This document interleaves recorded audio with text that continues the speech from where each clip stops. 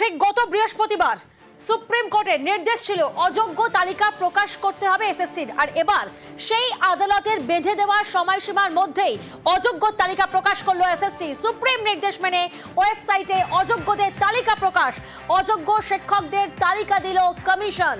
আরো একবার আপনাদের জানাবো, শীর্ষ আদালতের নির্দেশ অনুসারে অযোগ্যদের তালিকা প্রকাশ করলো স্কুল সার্ভিস কমিশন। সুপ্রিম কোর্টের নির্দেশ ছিল 7 দিনের মধ্যে তালিকা প্রকাশ করতে হবে। আদালতের বেঁধে দেওয়া সেই সময়সীমার মধ্যেই শনিবার অর্থাৎ আজ কমিশনের ওয়েবসাইটে সেই তালিকা প্রকাশ করা হয়েছে। প্রতিনিধি সোমরাজ আমাদের সঙ্গে রয়েছেন, সরাসরি সোমরাজের কাছে যাব। সোমরাজ, একেবারে আদালতের বেঁধে দেওয়া নির্দিষ্ট সময়সীমার মধ্যেই আজ অযোগ্যদের তালিকা প্রকাশ হলো, কি কি তথ্য সামনে আসছে?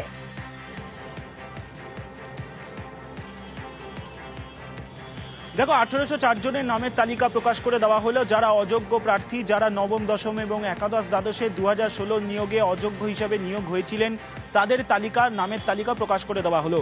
কিন্তু যেটা সবথেকে গুরুত্বপূর্ণ, যেটা আমরা সকাল থেকেই জানিয়ে আসছিলাম, যে শুধুমাত্র তাদের রোল নাম্বার ও নাম প্রকাশ করা হবে। যে তালিকা এসএসসি প্রকাশ করলো সেখানেও দেখা গেল যে শুধুমাত্র রোল নম্বর ও নাম প্রকাশ করা হয়েছে অযোগ্যদের তালিকায়। অর্থাৎ তারা কোন স্কুলে চাকরি পেয়েছিলেন বা কোন স্কুলে যোগ দিয়েছিলেন, আদেও যোগ দিয়েছিলেন নাকি, যে স্কুলে যোগ দিয়েছিলেন সেই স্কুল থেকে অন্য স্কুলে ট্রান্সফার নিয়েছিলেন নাকি, সেই বিষয় সম্পর্কে স্পষ্ট কিছু বলা হয়নি এই তালিকায়। শুধুমাত্র নাম ও রোল নাম্বার উল্লেখ করে 1804 জনের তালিকা প্রকাশ করে দেওয়া হলো এসএসসির তরফে। এবং এসএসসি সূত্রে জানা যাচ্ছে, এই যে তালিকা তারা শনিবার রাত 8টার সময় প্রকাশ করলেন এসএসসির ওয়েবসাইটে, সেটা সুপ্রিম কোর্টে সোমবার এসএসসির তরফে জানিয়ে দেওয়া হবে।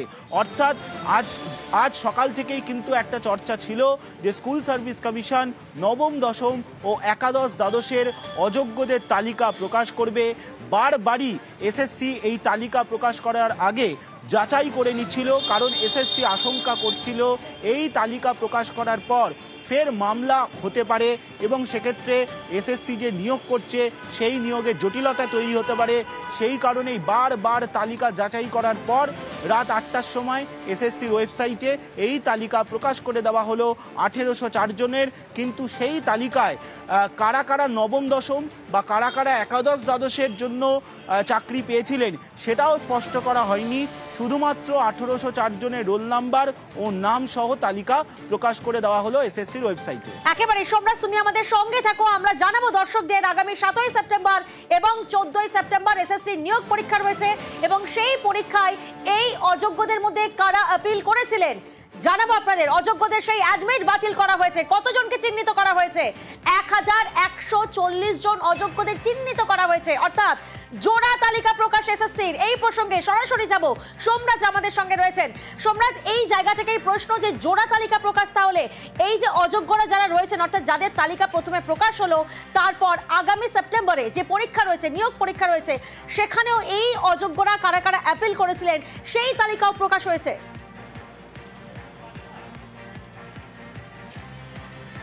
দেখো, তোমাকে একটু বিস্তারিতভাবে বলে দিই। এই যে 1804 জনের অযোগ্যদের তালিকা সার্বিকভাবে প্রকাশ করে দিল, এই 1804 জনের মধ্য থেকে দেখা যাচ্ছে এসএসসির যে নবম, দশম ও একাদশ দ্বাদশের নিয়োগের জন্য একাধিক পরীক্ষার্থী তারা আবেদন করেছিলেন ফের তারা পরীক্ষায় বসার জন্য। এক্ষেত্রে এসএসসি যে তালিকা প্রকাশ করলো আজকে কিছুক্ষণ আগেই, সেই তালিকায় দেখা যাচ্ছে নবম, দশমের জন্য 1140 জন প্রার্থী আবেদন করেছিলেন এই 1804 জনের মধ্যে থেকে। 1804 জনের মধ্য থেকে নবম, দশমের জন্য আবেদন করেছিলেন 1140 জন। তাদের অ্যাডমিট কার্ড বাতিল করে দেওয়া হলো, অর্থাৎ তাদের নিয়োগে তারা অংশ নিতে পারবে না সুপ্রিম কোর্টের নির্দেশে। আর একাদশ দ্বাদশের জন্য এই 1804 জনের মধ্য থেকে 1020 জন আবেদন করেছিল, তাদেরও আবেদন বাতিল করে দেওয়া হলো, অ্যাডমিট বাতিল করে দেওয়া হলো, অর্থাৎ তারা নিয়োগে অংশ নিতে পারবে না। এবার তুমি বলতেই চাও যে সংখ্যাটা 1140 বা 1020 কেন হচ্ছে, যেখানে অযোগ্য প্রার্থীদের সংখ্যা 1804 জন। একজন প্রার্থী তিনি নবম, দশমের জন্য আবেদন করতে পারেন, একাদশ দ্বাদশের জন্য আবেদন করতে পারেন, অর্থাৎ একজন প্রার্থী দুটি পরীক্ষার জন্যই আবেদন করতে পারেন। সেই কারণে সংখ্যাটা 1140 ও 1020 হচ্ছে, যদিও মোট সংখ্যাটা 1804। এই 1804 জনের মধ্যেই 1140 জন নবম দশমের জন্য আবেদন করেছিলেন। এই 1804 জনের মধ্যে 1020 জন একাদশ দ্বাদশের নিয়োগের জন্য আবেদন করেছিলেন। সবার নিয়োগ প্রক্রিয়া বাতিল করে দেওয়া হলো, অর্থাৎ তারা নিয়োগে অংশ নিতে পারবে না। আমরা সকাল থেকেই বলে আসছিলাম এসএসসির তরফে জোড়া তালিকা প্রকাশ করা হবে আজকে, আর সেই জোড়া তালিকা এসএসসির তরফে প্রকাশ করে দেওয়া হলো। আবারও বলছি, একজন প্রার্থী তিনি নবম দশমের জন্যও পরীক্ষা দিতে পারেন, আবার একাদশ দ্বাদশের জন্যও পরীক্ষা দিতে পারেন। তার কোনো বাধা নেই যে একজন প্রার্থী দুটি পরীক্ষা দেওয়ার ক্ষেত্রে। আগামী 7 ও 14 সেপ্টেম্বর দুটি পৃথক পৃথক দিনে পরীক্ষা রয়েছে, ফলত সেই জন্যই সংখ্যাটা 1140 ও 1020 হচ্ছে। একেবারে সোমরাজ, তুমি আমাদের সঙ্গে থাকো এবং এই প্রসঙ্গে ব্রাত্য বসু কি বলেছেন শোনাবো আপনাদের। আমরা বলতে পারি যে আমরা মূলানুগ এবং কোর্ট যেরকম বলছেন সেইভাবেই কাজ করছি। এর তারপর রাজনৈতিক তার কি ইমপ্লিকেশন হবে সে বিরোধী দলনেতা বা অন্য যারা বলেছেন, যা কিছু আপনারা যা বলছেন তারা তাদের মতো বলবেন। আমরা কোর্ট যেটা বলেছেন সেটাই আমরা নিশ্চয়ই সেটা শুনবো।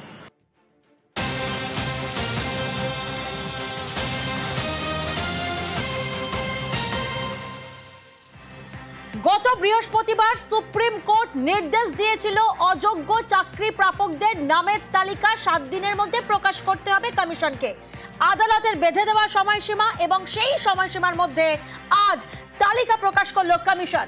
আমাদের আরেক প্রতিনিধি মৈত্রেয়ী আমাদের সঙ্গে রয়েছেন, আমরা সরাসরি মৈত্রেয়ীর কাছে যাব। মৈত্রেয়ী, এই জায়গা থেকেই প্রশ্ন সামনে আসছে, ঠিক কোন নির্দেশের প্রেক্ষিতে আজকের এই তালিকা প্রকাশ?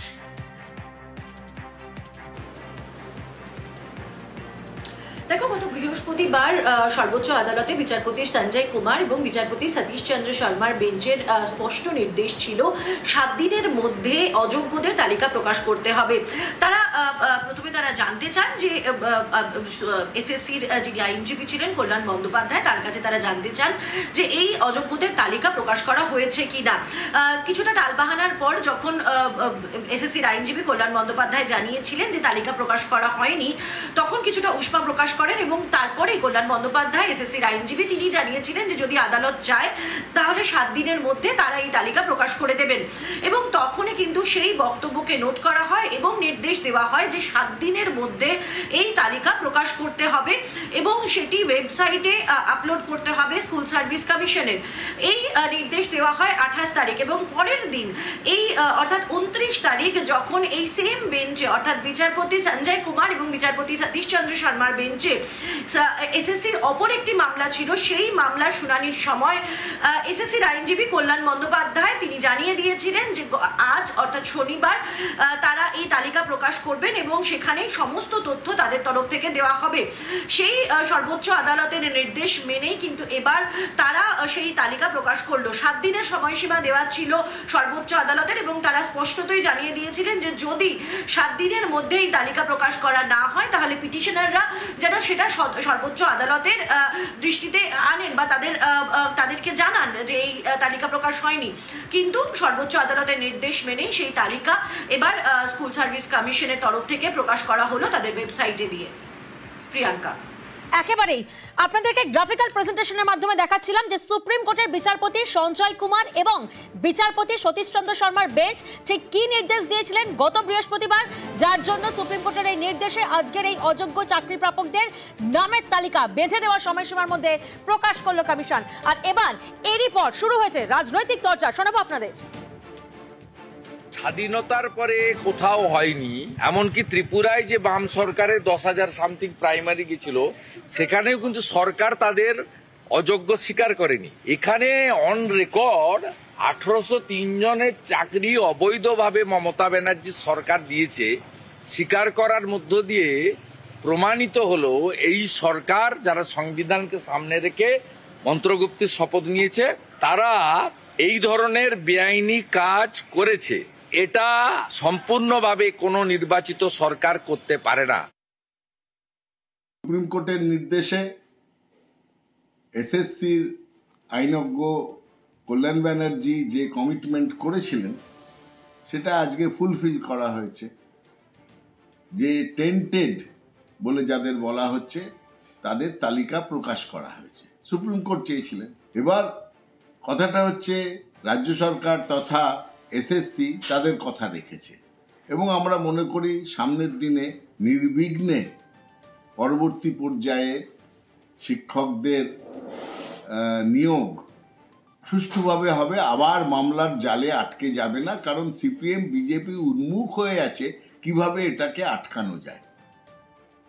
ঠিক গত বৃহস্পতিবার সুপ্রিম কোর্টের বিচারপতি সঞ্জয় কুমার এবং বিচারপতি সতীশ চন্দ্র শর্মার বেঞ্চের নির্দেশ অযোগ্য প্রার্থীদের নাম প্রকাশের করতে হবে 7 দিনের সময়সীমা বেঁধে দেওয়া হয়। আজই দুপুরে এসএসসি চেয়ারম্যান সিদ্ধার্থ মজুমদার তিনি পৌঁছে যান কমিশনের দফতরে, সেখানে আধিকারিকদের সঙ্গে বৈঠক হয়, আইনি পরামর্শ নেওয়া হয় এবং একেবারে বেঁধে দেওয়া সময়সীমার মধ্যেই আনুষ্ঠানিকভাবে এসএসসি সেই অযোগ্যদের তালিকা প্রকাশ করে ঠিক 8টার সময়।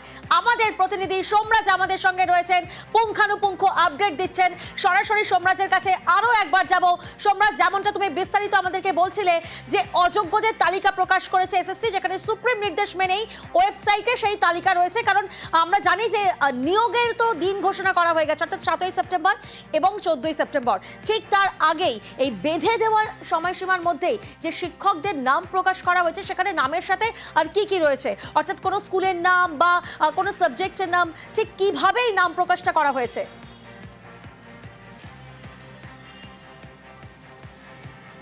দেখো, যেটা আমরা সকাল থেকেই জানিয়ে আসছিলাম যে শুধুমাত্র নাম ও রোল নাম্বার প্রকাশ করা হবে, সেইভাবেই এসএসসি তালিকা প্রকাশ করেছে, অর্থাৎ শুধুমাত্র অযোগ্য প্রার্থীদের নাম ও তাদের রোল নাম্বার দেওয়া হয়েছে। তারা কোন স্কুলে চাকরি পেয়েছিলেন বা সেই স্কুলে যোগ দিয়েছিলেন নাকি, বা যে স্কুলে চাকরি পেয়েছিলেন সেই স্কুল থেকে অন্য স্কুলে চলে গিয়েছেন নাকি, সেই বিষয় সম্পর্কে এসএসসির কাছে নির্দিষ্ট কোনো তথ্য নেই এখনো পর্যন্ত সব প্রার্থীদের। সেই কারণে এসএসসি স্কুলের নাম দেয়নি।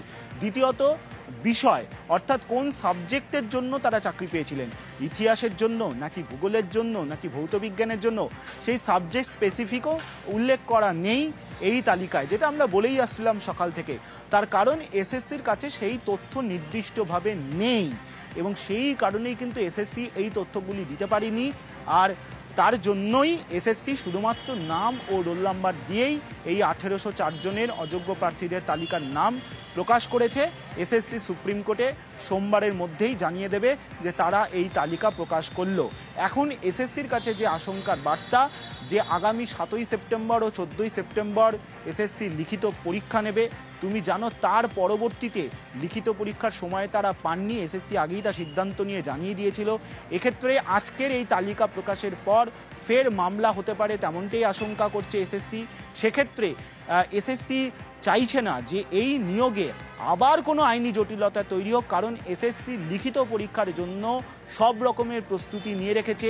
আগামী 7ই সেপ্টেম্বর ও 14ই সেপ্টেম্বরের জন্য গোটা রাজ্য জুড়ে এই দুদিন মিলিয়ে প্রায় 5,80,000 পরীক্ষার্থী পরীক্ষা দেবেন। একটা বিশাল কর্মযজ্ঞ হবে এই দুদিন পরীক্ষাকে কেন্দ্র করে।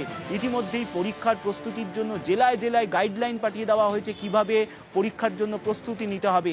তার আগেই এই অযোগ্যদের তালিকা প্রকাশ করা 1804 জনের, সেক্ষেত্রে অবশ্যই এসএসসির আশঙ্কা থাকছেই বা আশঙ্কার জায়গাতে থাকছেই যে এই তালিকা নিয়ে ফের মামলা হতে পারে। একেবারে সোমরাজ, অর্থাৎ জোড়া তালিকা প্রকাশ, একদিকে 1804 জনের নাম অযোগ্য তালিকায় এবং সেই অযোগ্যদের মধ্যে যারা 7ই সেপ্টেম্বর এবং 14ই সেপ্টেম্বরের পরীক্ষার জন্য নিয়োগ পরীক্ষার জন্য আপিল করেছিলেন সেই তালিকা, অর্থাৎ তাদের মধ্যে 1140 অযোগ্য চিহ্নিত করেছেন এসএসসি। এবং এই তালিকা প্রকাশের পরই সুমন বিশ্বাস, চাকরিহারা শিক্ষক, তিনি কি বলছেন শোনাবো আপনাদের। আজকের দিনে আমরা কিছুটা স্বস্তি পেলেও আমাদের যোগ্য চাকরি জবে ফিরবে সেদিনই আমরা স্বস্তিতে আনন্দে আপনাদের সামনে কথা বলতে পারবো। সেপ্টেম্বরে এসএসসির পরীক্ষা 7ই সেপ্টেম্বর 14ই সেপ্টেম্বর। এসএসসির পরীক্ষা কবে কবে রয়েছে? 7ই সেপ্টেম্বর রবিবার দিন নবম দশমের শিক্ষক নিয়োগের লিখিত পরীক্ষা। এসএসসির পরীক্ষা 14ই সেপ্টেম্বর রবিবার, সেদিন একাদশ দ্বাদশের শিক্ষক নিয়োগের পরীক্ষা হবে। আর এবার যে প্রেক্ষিতে আজকের এই নির্দেশ, সেটা একবার ব্যাকে গিয়ে আপনাদেরকে জানায়। 2021 থেকে 2025 এসএসসি নিয়োগ দুর্নীতি মামলা কোন পথে এগোয় দেখে নেওয়া যাক। দেখুন,